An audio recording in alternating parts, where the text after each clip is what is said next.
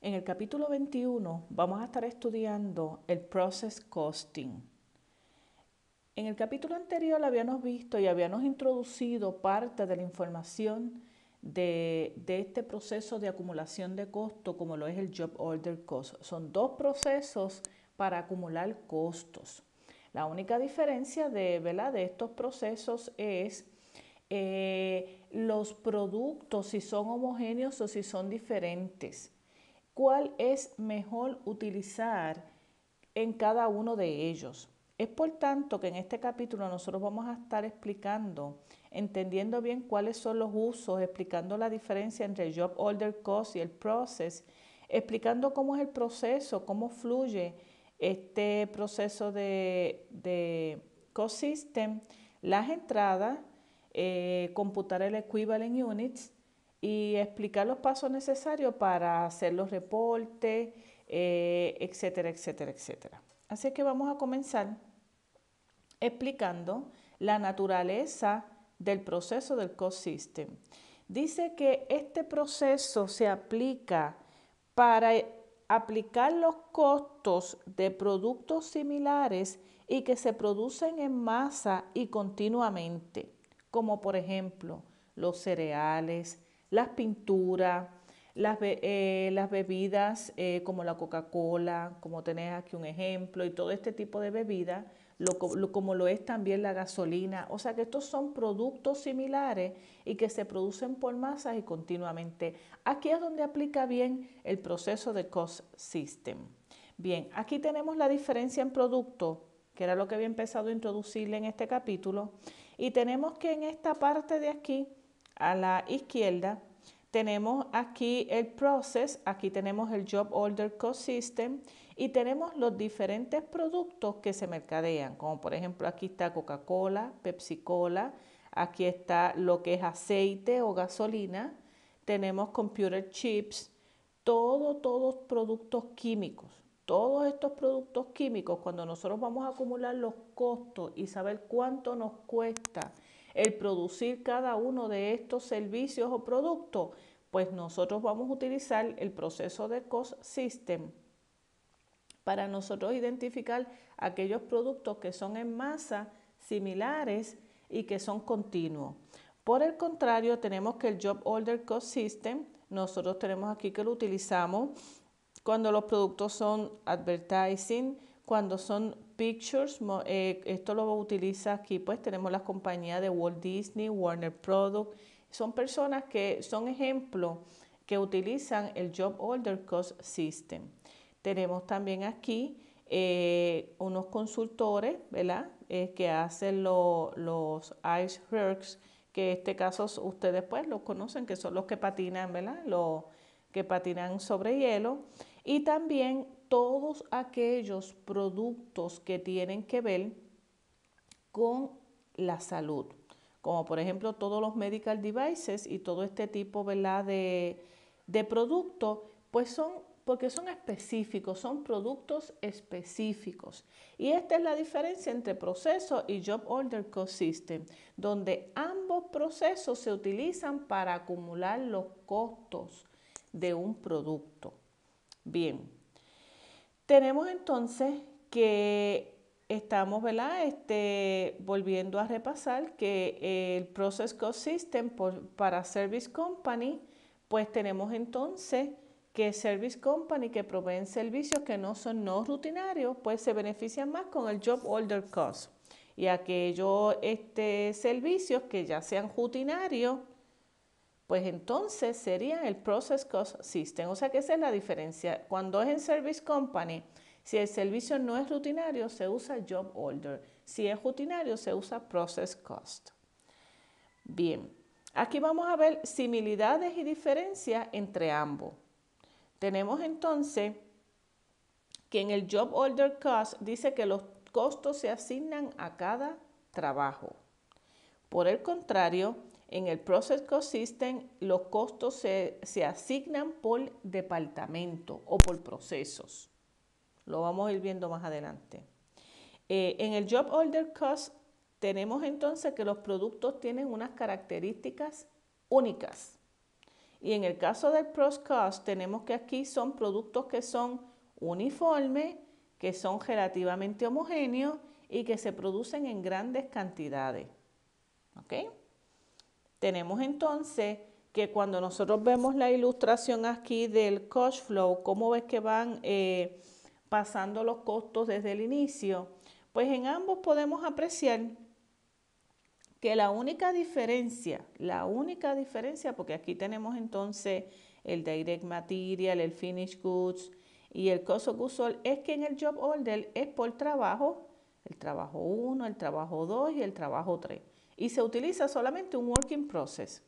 En el caso de proceso, como se utiliza por departamento, pues tenemos el departamento A, el departamento B, y aquí sí se utiliza varios work in process. Continuamos. Pues similitudes que tengan ambos procesos, pues tenemos que ambos, el propósito es darle tracking a los tres costos manufactureros. ¿Cuáles son estos tres costos? El direct material, el direct labor y el manufacturing overhead. O sea, ambos tienen el mismo propósito, acumular los costos de los manufacturing costs, de estos tres. En ambos siempre se va a debitar raw material, factory, lo que habíamos aprendido anteriormente del débito. Cuando se pone el material a funcionar, en ambos va a funcionar igual. En débitos y créditos exactamente igual. En ambos se acumulan aquí en raw material, labor, manufacturing, overhead. Y en ambos, pues tenemos las mismas cuentas, work in process, finished good, inventory, cost of goods sold. Bien. O sea que en esa parte, pues todo sigue igual como se lo habíamos explicado en el capítulo anterior con el Job Order Cost System. ¿Cuáles son las diferencias? Es en el work in process. Tenemos que el Job Order solamente utiliza una cuenta de work in process, pero en proceso usa múltiples cuentas de work in process porque lo hace por departamento.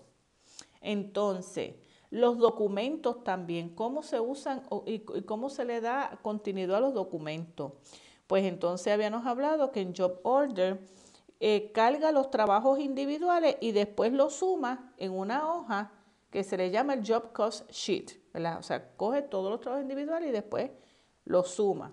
En proceso dice que está pues continuamente sumando los costos de producción por cada departamento. O sea, por departamento te va sumando los costos de producción. Esas son una de las diferencias. Entonces, también en el punto en el cual los costos son totalizados. Por ejemplo, en el job order los costos son cuando el trabajo se completa. Eso es bien importante que ustedes lo sepan, por si algún día usted va a una manufacturera y le hablan de job order o proceso, pues mira, cuando los trabajos son completados, ahí es el punto donde los costos son totalizados. Pero en proceso es al final de cada periodo. O sea, ellos al final de cada periodo, pues ellos totalizan los costos. Ok, también otra de las diferencias es en cómo se va a computar el costo por unidad. El costo por unidad en job order, ellos lo que hacen es que cogen el total del costo del trabajo y lo dividen por las unidades producidas. O sea, yo cojo el total del costo. ¿Cuánto me salió a mí el total del costo? Como eso, ellos completan el trabajo, pues ellos dicen, pues ¿cuánto me salió a mí totalmente esto? Y lo dividen por las unidades producidas. En proceso, no es así. En proceso, ellos cogen de un periodo los total manufacturing cost y lo dividen por el total de unidades producidas durante un periodo. O sea que entonces en proceso se deja llevar siempre por el periodo, al final del periodo. Así es como ellos lo ven. O sea que aquí nosotros en Job Order es cuando se completa el trabajo, el total de cuánto me salió todo el trabajo en las unidades producidas. Y repasando en proceso, cuando se termine el periodo, yo digo, espérate, ¿cuántos fueron los costos en este mes?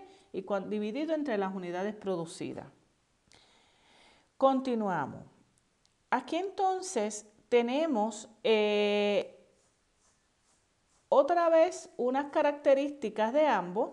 donde aquí volvemos a repasar y es bueno la comparación porque así uno puede visualizar en estas tablitas bien cada uno de ellos. Bien, en Working Process habíamos indicado que en Job Order tiene una cuenta y aquí tiene múltiples cuentas.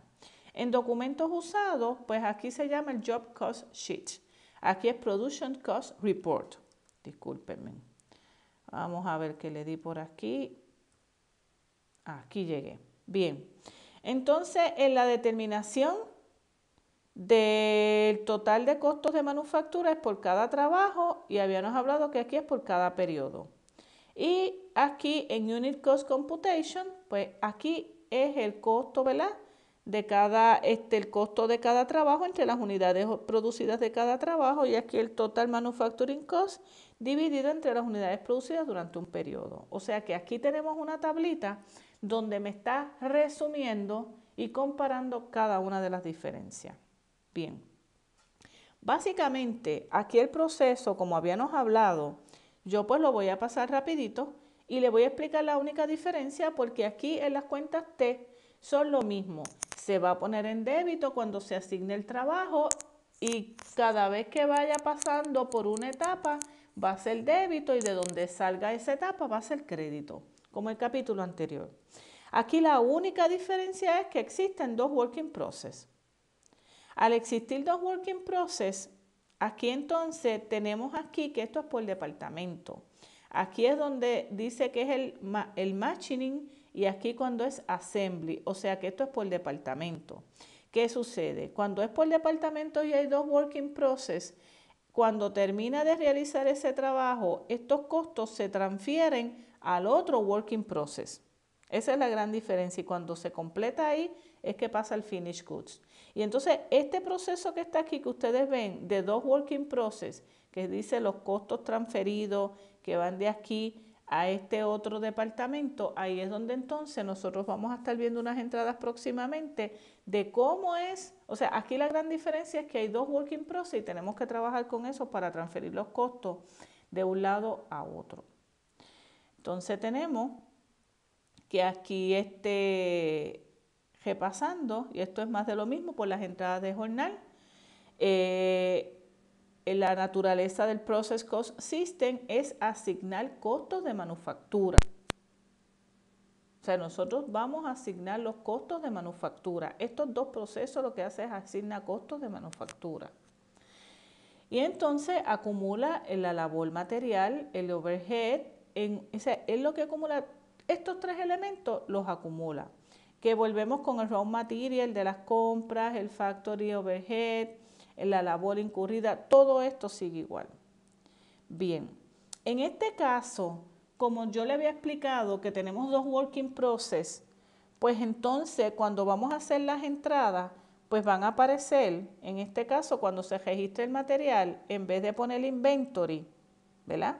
Que es el material cost, pues dice que entonces tenemos que hacer esta entrada de la siguiente manera: working process, machining y working process assembly contra inventory. Esto es para registrar el material usado. O sea, cuando lo llevamos entonces a working process, los estamos llevando a dos departamentos diferentes.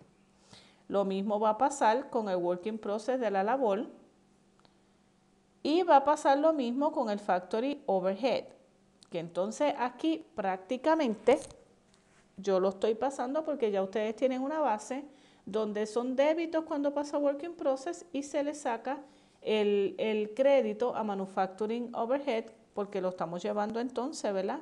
A este working process. Bien, aquí pues tiene aquí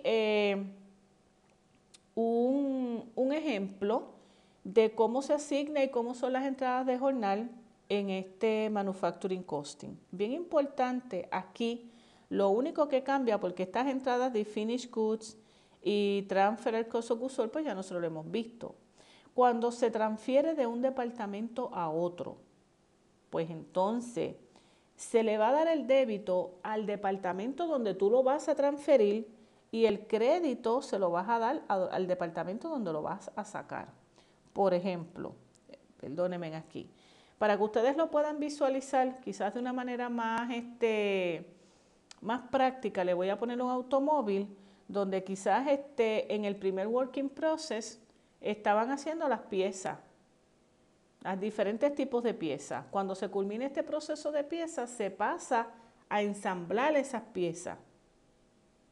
Porque entonces aquí va por departamento. Pues cuando va de un departamento a otro, pues entonces volvemos débito al departamento de ensamblaje y crédito al que estaba haciendo las piezas. Y esto es un ejemplo para que ustedes lo puedan visualizar mejor.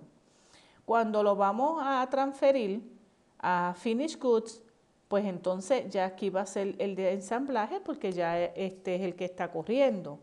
Ponemos Finished Goods Inventory contra Working Process Assembly, porque ya lo terminamos de ensamblar. Y pasa el transfer, el cost of goods sold. Bien, ¿qué son las equivalent units? Pues miren, las equivalent units son todas aquellas unidades que nosotros esperamos que sean completadas en una producción. O sea, todas aquellas unidades que nosotros esperamos que sean completadas. ¿Qué sucede? Hay un método que se llama el weighted average, que es para nosotros poder determinar el equivalent unit de una producción. Así es que se lo voy a presentar.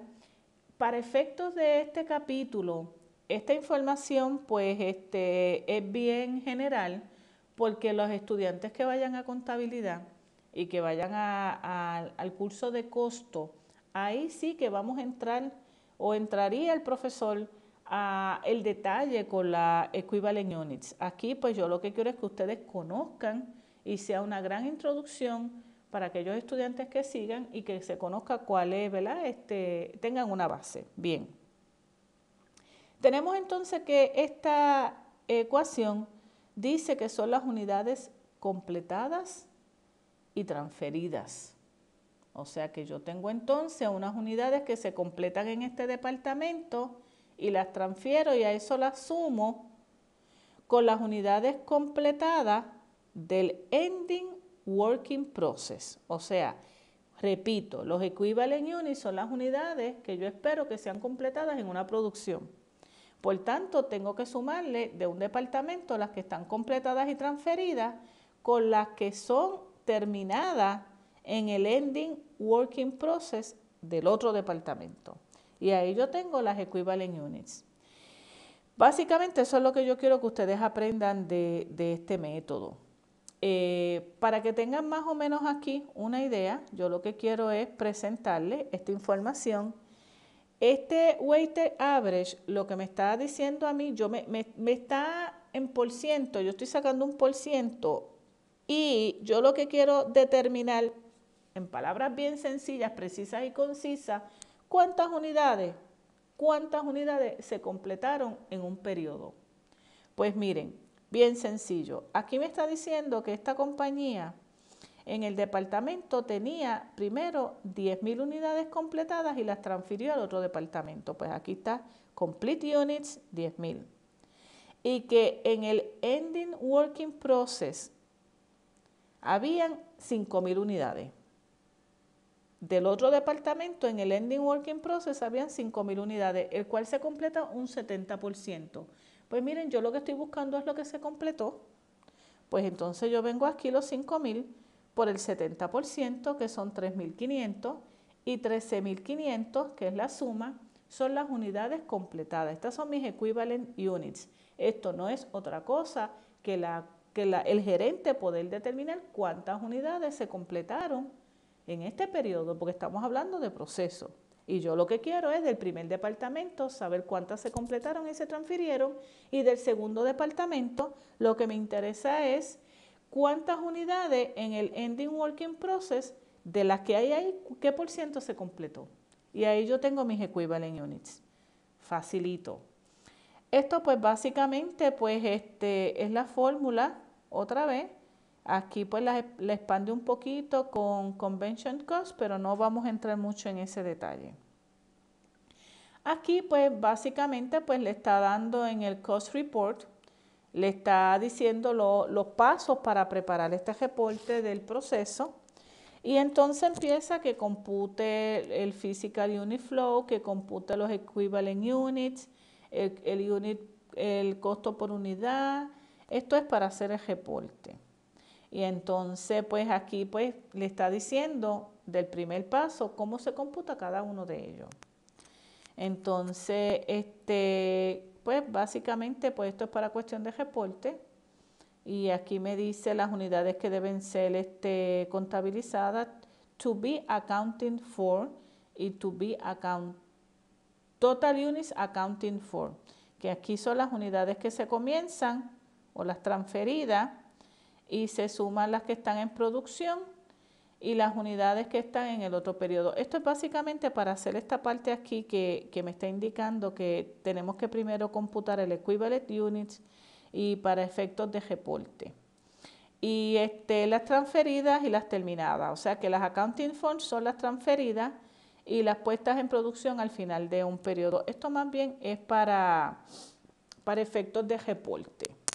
Que se compute el unit production cost de cada uno de ellos, que se expresa, ¿verdad?, por costo por unidad, y se computa de cada uno del material, de conversión, del total de manufactura.